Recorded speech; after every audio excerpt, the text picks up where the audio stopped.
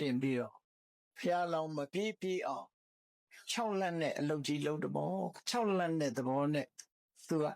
ပထမဆုံးမလုပ်တုံဆိုလို့ရှိရင်ဒီလေပုံတိုင်းကြီးတိုက်အောင်ဖန်ဆင်းလိုက်တယ်ဒီကိုယ်တော်လွင့်ပါသွားအောင်ဆိုတဲ့နေထားနဲ့ဒီပြနေရာတွေတော့တစ်ပင်တွေလဲပြိုသွားတော့လည်းပဲဘောဓိပင်နာကြတော့ဘာမှလေပြေလေညင်းလေးဖြစ်သွားတယ်အဲ့ဒီထိအောင်လေကရောက်လာဘုရားရဲ့သင်္ကန်းတော်လေးဘုရားလောင်းရဲ့ခိုင်းနေတဲ့သင်္ကန်းစာလေးတောင်မလွဲ့ဘူးလို့ဆိုတယ်အဲ့ဒါနဲ့သူစိတ်ဆိုးပြီးတော့ဘာတွေလုပ်တော့သူမိုးကြီးရွာချတယ်မိုးပေါက်ကြီးတယ်လည်းလွန်ကြောင်းမြေကြီးပေါ်မှာတွင်းနေခုဖြစ်ကုန်မိုးကြီးရွာချမိုးကြီးပြီဆိုရင်ရေတွေစီးလာတယ်လေမျောပြီးတော့လေရင်စရာမြေထဲမျောပါသွားအောင်ဆိုတဲ့ပုံစံမျိုးနဲ့လုပ်တယ်ဒါပေမဲ့လို့ဘုရားလောင်းတာရောက်တဲ့အခါကျတော့တွေ့ချောက်ပြီးတော့နေတော့မိုးရေတစ်ပေါက်မှရှိအဲ့ဒါလို့6လက်မှုတွေနဲ့လှုပ်တယ်ပေါ့လက်နဲ့ကိုမျိုးနဲ့နောက်တစ်ခါကြောက်တုံးမိုးရွာချကြောက်တုံးမိုးရွာချလဲဘုရားလောင်းထိုင်တဲ့ပတ်ဝန်းကျင်မှာရွာချလိုက်တဲ့ကြောက်တုံးမိုးတွေကပန်းပေါက်ပေါက်တွေလိုဖြစ်လာတခြားနေရာမှာတော့တကယ်ကြောက်တုံးကြီးတွေပဲဘုရားလောင်းတာရောက်တဲ့အခါကျတော့ပန်းပေါက်ပေါက်ကလေးတွေပန်းမွင့်လေးတွေလှလှပပလေးတွေဖြစ်ပြီးတော့အဲ့ဒီနားမှာပြန်ကျဲလာအဲ့ဒါနဲ့သူကဒေါသတွေထွက်ပြီးတော့ကြောက်မိုးရွာကြောက်ခဲမိုးရွာပြီးတဲ့အခါမှာလက်နဲ့မိုးရွာချတော့လဲလက်နဲ့တွေဟာပန်းတော်ပန်းကက်တွေဖြစ်ပြီးတော့ဖះအလောင်းနှိမ့်ဆက်တိုင်းဆိုမရှိဘူးနောက်တစ်ခါသဲဘူးမိုးထပ်ပြီးရွာချတယ်အဲ့ဒီသဲဘူးမိုးတွေကလည်းပဲဒီနန္ဒမှုန့်နေလို့ဖြစ်လာတယ်ဖះလောင်းနာရောက်တဲ့အခါနန္ဒမှုန့်လေးဖြစ်မှု့ချိုင်ပြီးတော့နေအဲ့ဒီကနေပြီးသူမကျေနပ်တော့ဘာလို့တော့မိကြီးခဲမိုးတွေရွာချပြန်မိကြီးခဲမိုးတွေကလည်းပဲတကယ်ကိုပန်းပွင့်လှလေးတွေဖြစ်ပြီးတော့ဖះနာကြတော့တကယ်မိကြီးခဲမဟုတ်ပြအဲ့ဒီလိုနဲ့မကျေနပ်တော့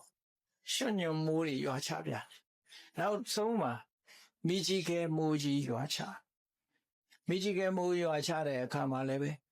ပန်းမွင့်ကြီးတွေဖြစ်သွားအဲ့ဒီလိုနဲ့ဘောဓိပင်အောက်ကတုတ်တောင်မလှုပ်ဘူးထိုင်နေတာမြင်တော့နောက်ဆုံးမှာအလင်းရောင်ဟူသည်များလုံးဝမရှိအောင်ဆိုအမောင်ကြီးကြောက်လုတ်ပြန်တယ်မှောင်နေဆိုတာကလူတွေကိုကြောက်လန့်စေတယ်လေဒါကြောင့်မို့မှောင်မဲတော့ဖန်တီးလိုက်သို့တော်ဘုရားလောင်းလေးကသမထကျင့်နေတော့ဒုက္ခန္တကိုထွက်တဲ့အလင်းရောင်တွေနဲ့သူ့နေရာမှာမှောင်အောင်လုပ်လို့မရဘူးတဲ့အဲ့ဒါလို့လက်နဲ့ကိုမျိုးနဲ့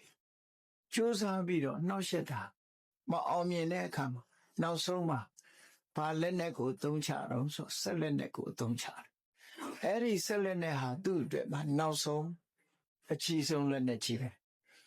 ဆက်လက်နဲ့ပြစ်လိုက်တဲ့အခါမှာသူပြစ်လိုက်တဲ့ဆက်လက်နဲ့ဟာတခြားနေရာမှာဆိုတောင်တကြီးတွေပြိုကျပျက်စီးအကုန်လုံးသွားနိုင်ဖြည့်ဆည်းမှုစွာအလွန်ကြီးတယ်ပေါ့လေအဲ့ဒါလို့ဖြည့်ဆည်းမှုစွာအလွန်ကြီးတဲ့ဒီဆက်လက်နဲ့ကြီးနဲ့နောက်ဆုံးသုံးလိုက်တဲ့အခါမှာအဲ့ဒီဆက်လက်နဲ့ကြီးဟာမြတ်စွာဘုရားနာရောက်တဲ့အခါကျတော့အမတန်လှပတဲ့ဗိတံမျက်နှာချက်အနေအားဖြင့်ဖြစ်သွားတယ်